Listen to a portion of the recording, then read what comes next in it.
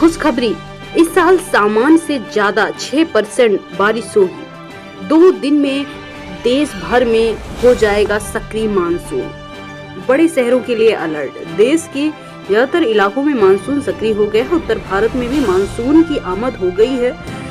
इसी बीच खुशखबरी ये है कि इस बार मानसूनी बारिश पर्याप्त से ज्यादा होगी। भारतीय अर्थव्यवस्था के लिए अच्छा मानसून की सौगात बेहद जरूरी है, लेकिन बारिश से बड़े शहरों की बदइंतजामी में परेशानी हो सकती है।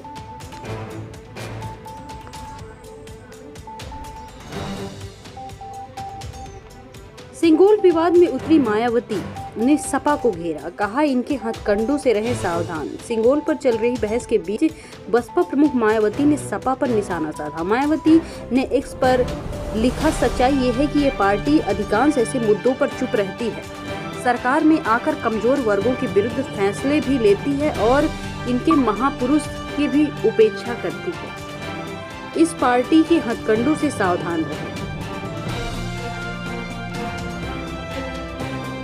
इसके साथ ही सिंगोल पर सपा नेताओं की टिप्पणी को लेकर सीएम योगी ने दिया करारा जवाब। कही ये बात, समाजवादी पार्टी के सांसद आर.के. चौधरी ने बीते दिनों प्रोटेम स्पीकर को पत्र लिखकर सिंगोल पर टिप्पणी की थी। इसके बाद सिंगोल का विवाद गहराता गया। सिंगोल पर समाजवादी पार्टी के नेताओं की टिप्पणी पर सीएम योगी ने करारा प्रहार किया। सीएम योगी ने लिखा कि समाजवादी पार्टी के मन में भारतीय इतिहास और संस्कृति के लिए कोई भी सम्मान नहीं है।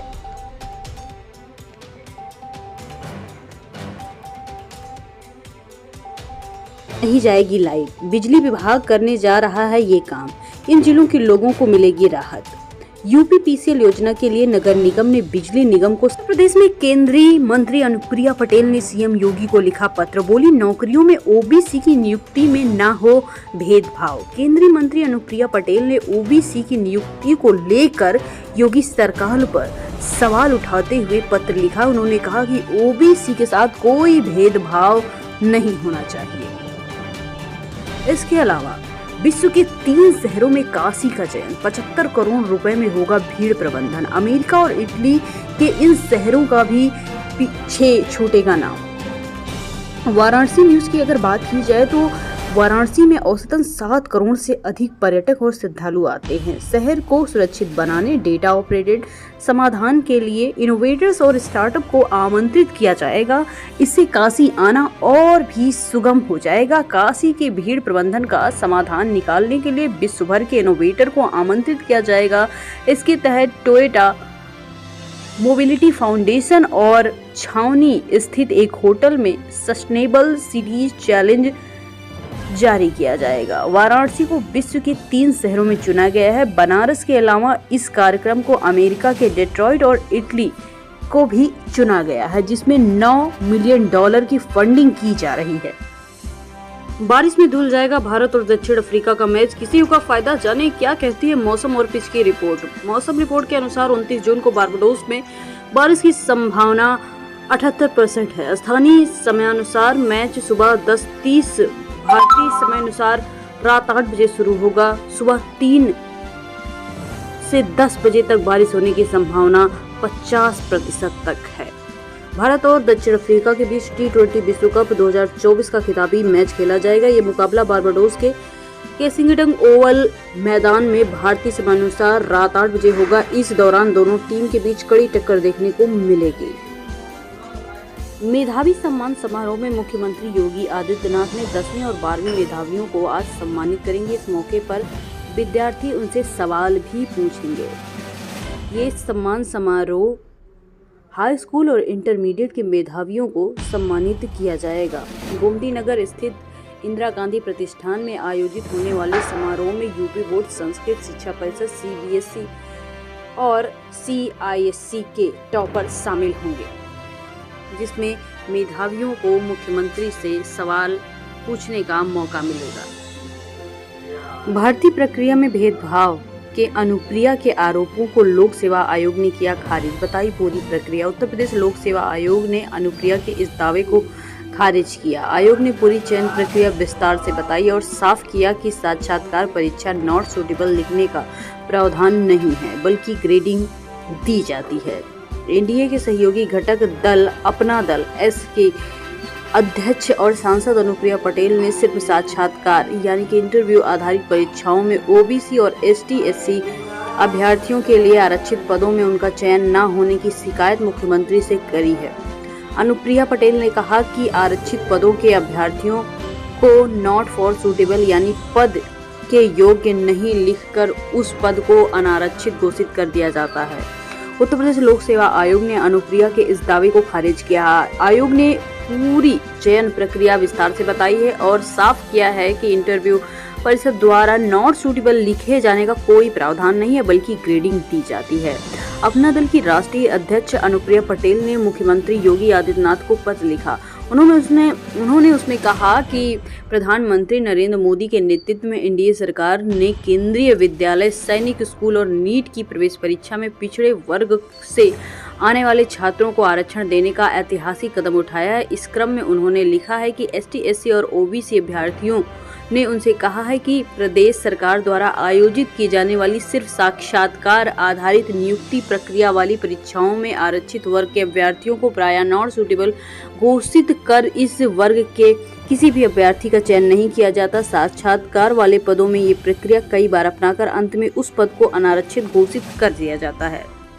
यूजीसी नेट परीक्षा की नई तारीखों का ऐलान। अब इन तारीखों में होगी परीक्षाएं, प्रारूप बदला। यूजीसी नेट 2024 की परीक्षा के लिए नई तारीखों का ऐलान कर दिया गया है। परीक्षा 21 अगस्त से 4 सितंबर 2024 के बीच में आयोजित की जाएगी। वहीं CSIR नेट परीक्षा के लिए 25 से 27 जुलाई 2024 की तारीखें निर्धारित की गई हैं। मजबूत वैश्विक संकेतों के बीच चांदी 600 रुपए उछली और सोना 370 रुपए। सराफा बाजार के मुताबिक शुक्रवार को सोने का भाव 370 रुपए तेजी से 72,550 रुपए प्रति 10 ग्राम हो गया, जबकि शुक्रवार को चांदी भी 600 रुपए उछल कर 91,200 रुपए प्रति किलोग्राम हो चुकी है। अंतर्राष्ट्रीय स्तर पर बहुमूल्य धातुओं की कीमत में तेजी से वृद्धि हुई है। शुक्रवार को सोने का भाव उछाल मारकर 72,550 रुपए प्रति 10 ग्राम हो गया, जबकि गुरुवार को इसका भाव 72,180 रुपए 10 ग्राम हुआ करता था। अयोध्या में रामपथ धंसने पर 6 इंजीनियर सस्पेंड। योगी सरकार का एक्शन। पीडब्ल्यूडी के 3 और जल निगम के 3 इंजीनियर शामिल। विभागीय जांच के आदेश। अयोध्या में पहली बारिश में ही रामपथ धंस गया। योगी सरकार ने इस पर सख्त एक्शन लिया है। सरकार ने शुक्रवार शाम को रामपथ बनाने वाले लोक निर्माण विभाग और जल निगम वाले 6 इंजीनियरों को सस्पेंड कर दिया है। 4 जुलाई से कानपुर में अग्निवीर वायु भर्ती चरण में एयरफोर्स कराएगी परीक्षा। 9,500 परीक्षार्थी देंगे एग्जाम। कानपुर एयरफोर्स बड़े पैमाने पर भर्तियां कराने जा रही है। कानपुर में एयरफोर्स स्टेशन में पूरी भर्ती परीक्षा का आयोजन किया जा रहा है। 4 से 12 जुलाई और 23 से 31 जुलाई की परीक्षा को आयोजित किया जाएगा। मेरठ में होगी UP police annual sport meet. 14 जून की टीमें होंगी शामिल। महिला और पुरुष के लिए अलग अलग प्रतियोगिताएं होंगी। मेरठ में शनिवार 29 जून को 72वीं यूपी पुलिस एनुअल वाली स्पोर्ट रिपोर्ट मीट शुरू होने जा रही है। खेल स्पर्धाओं में पुलिस लाइन के मैदान में ही होगा। इवेंट में यूपी के 14 जोन के खिलाड़ी शामिल होंगे। करोड़ों का भुगतान। यूपी में सरकारी एम्बुलेंस बिना मरीज के ही दौड़ती रहती है। एक मोबाइल नंबर से 30 बुकिंग की जा रही है। फर्जी बुकिंग रिकॉर्ड में दर्ज हुई है। एम्बुलेंस वहां जाती है और पुराने मरीज की फोटो अपलोड कर दी जाती है। बिना मरीज के ही एम्बुलेंस को अस्पताल के आसपास दौड़ाया जाता है और सरकार के साथ अच्छे से धोखाधड़ी हो रही है। का जवाब वाली एम्बुलेंस एक नंबर से 30 बार बुकिंग, पुराने मरीज की फोटो अपलोड। सरकार रणवीर सिंह ने अमित शाह से मांगा था इंसाफ। जनसत्ता दल लोकतंत्र के राष्ट्रीय अध्यक्ष राजा भैया के भाई अक्षय प्रताप ने भाभी भानवी सिंह को जवाब दिया। उन्होंने कहा कि भाभी जी धन के लालच में और कितना गिरेंगी। अब भैया की इज्जत सोशल मीडिया पर उछालना बंद करें। मैं किसी भी कानूनी लड़ाई के लिए नहीं तैयार हूँ। जिस बीजेपी नेता को घर से खींचकर पीटा, उसका इंटरव्यू। हमलावर कह रहे थे परिवार में कई आईएएस, पीसीएस, दरोगा दरोगी को कुछ नहीं समझते।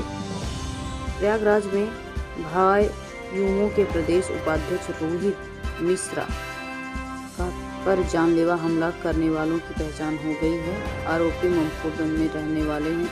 वे गर्ल्स हॉस्टल चलाते हैं। उन्होंने रोहित मिश्रा को धमकी दी।